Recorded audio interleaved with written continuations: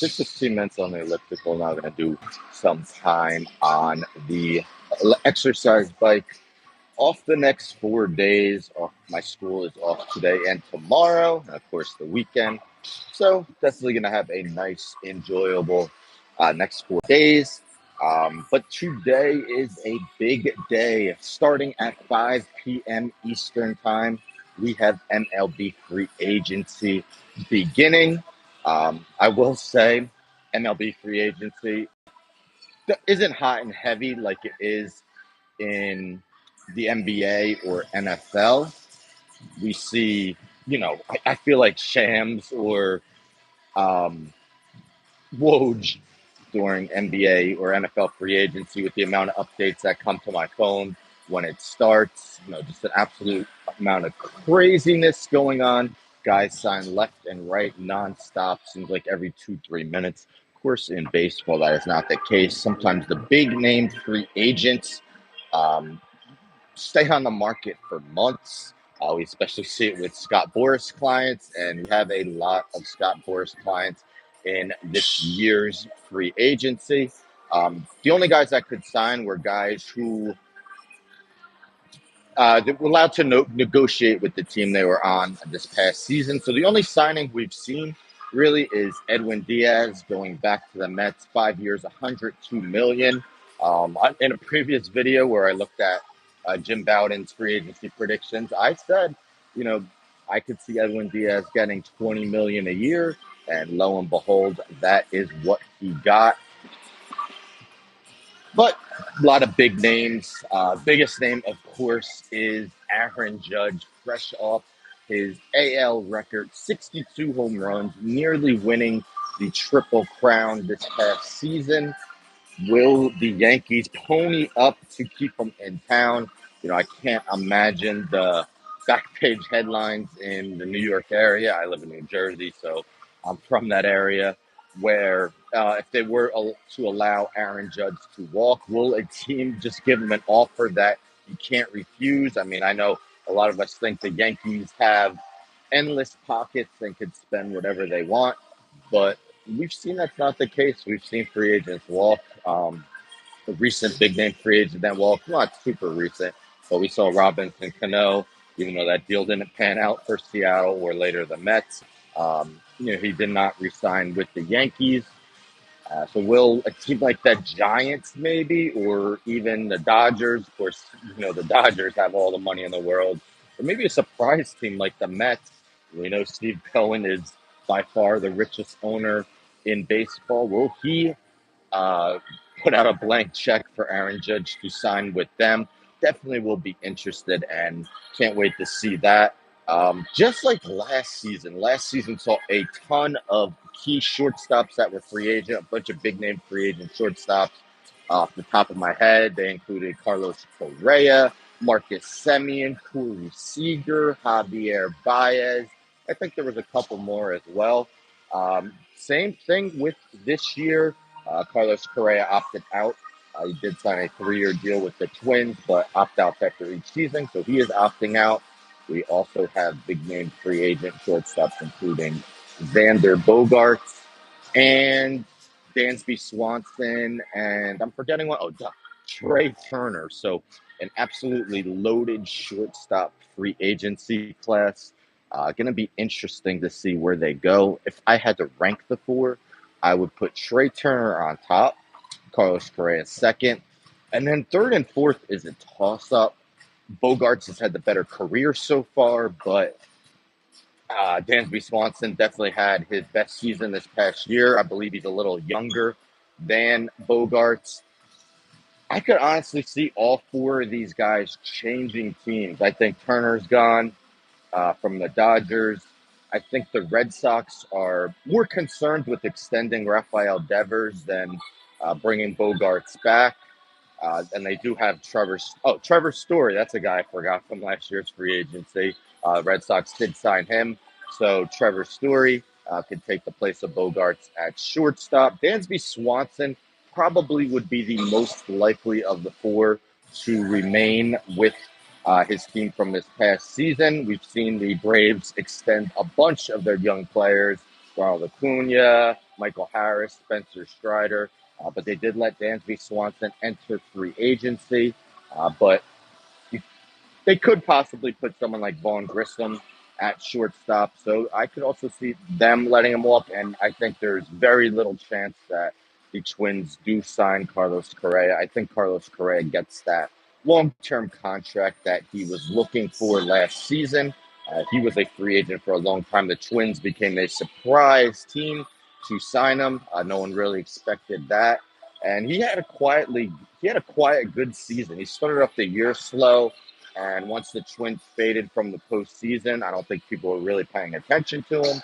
But Carlos Correa was worth something like 5 or 6 WAR, according to Best Baseball Reference. So he will definitely get a huge deal. And it'll be interesting to see if him or Trey Turner gets the larger annual salary. Otherwise, starting pitchers, the big name on the market is Jacob deGrom, one of the nastiest pitchers in recent memory.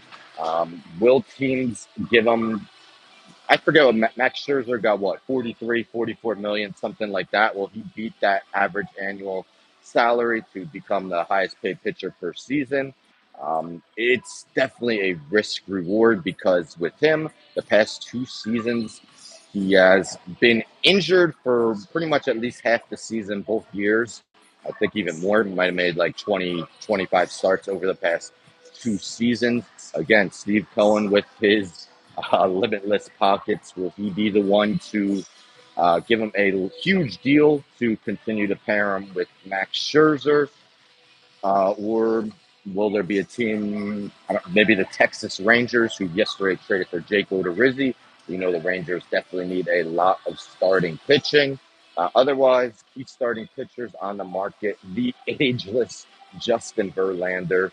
I believe he turns 40 before the next season starts, and he's coming off an amazing season. He basically missed all of the past 2 years, and now he's going to, in all likelihood, win his third American League Cy Young. So, how many years will he sign for? Again, he's going to turn 40 years old. I've seen some predictions give him a 3-year deal. That would be difficult for me to do as an owner or GM, but at the same time, you're going to have to outbid these other teams that are in dire need of starting pitching. So he could get that 2 or maybe 3-year deal. Other starting pitchers, Carlos Rodon has been one of the best pitchers in baseball the past 2 seasons. 2021 with the White Sox, last season with the Giants, had a well below sub 3 ERA this past season. He had injury issues early on in his career, but the past 2 years has stayed healthy. There's going to be a lot of suitors for him. He will probably make a little less than a Jacob deGrom, so maybe teams that don't quite have the money to spend may look for Rodon. Again, younger than deGrom. deGrom is, I want to say, 34, 35 entering next season, while Rodon's probably closer to 30. So he could be a guy that a lot of teams are looking to sign. Otherwise, Clayton Kershaw. Kershaw quietly still is one of the game's best pitchers. He just often finds himself on the injured list sometimes, but another sub-3 ERA this past season. Could you see him in another uniform than the Dodgers? People usually say that the other team they could see him playing for is his home team of the Texas Rangers, but I expect them to sign with the Dodgers, probably on a 1-year deal. Other free agent pitchers, who do we got? We got Nathan Eovaldi, who has seen some speed off his fastball. He used to be pretty much the hardest throwing starter in baseball. He's also had some injury. He had some injury issues last season. We also have Jameson Taillon with the Yankees. Pretty much a league average pitcher over the past few years. Guys like that get 12, 13, 14 million a year. Zach Eflin with the Philadelphia Phillies. Ross Stripling could play that long man in relief or be your fourth or fifth starter. The closers are kind of weak, especially with Edwin Diaz quickly re-signing with the Mets. Otherwise, I don't have the list in front of me, but I know Kenley Jansen is a free agent. So Team may look to sign him to be their closer. Um, Other bats, Brandon Nimmo, I think he will be a guy that a lot of teams are looking for. He is, an outfielder who's always had a high on base percentage, has had injury issues throughout his career, but I can see him signing for 18 to 20 million a season, perhaps. Definitely wouldn't surprise me if that were the case. Who else do we have? We have Jose Abreu. Yes, he's older, 35, 36 years old, but at the same time, he has lost some of his power, but had another 300 batting average this past season. Um, with the universal DH, anyone could look to sign him as a first baseman slash designated hitter. Who else do we have? Catcher, best catcher, definitely Wilson Contreras. Contreras could probably sign a 3-4 year deal. Not much catching depth besides him. Christian Vasquez, who the Astros weren't even really playing. They preferred the defense of Martin Maldonado. That's really it for top catchers in this free agent market.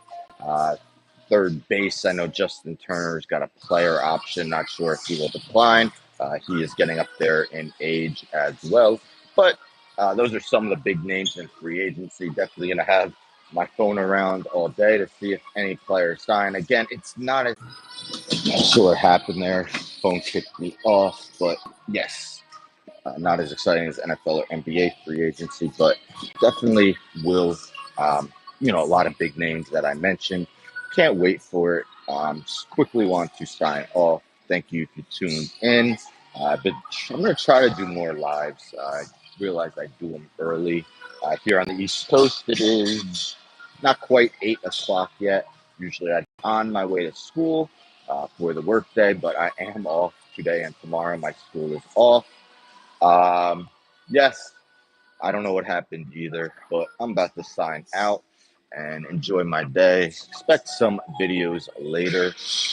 Thank you for tuning in, and again, expect some videos today. Let's go Marlins as I watch them sign no one later.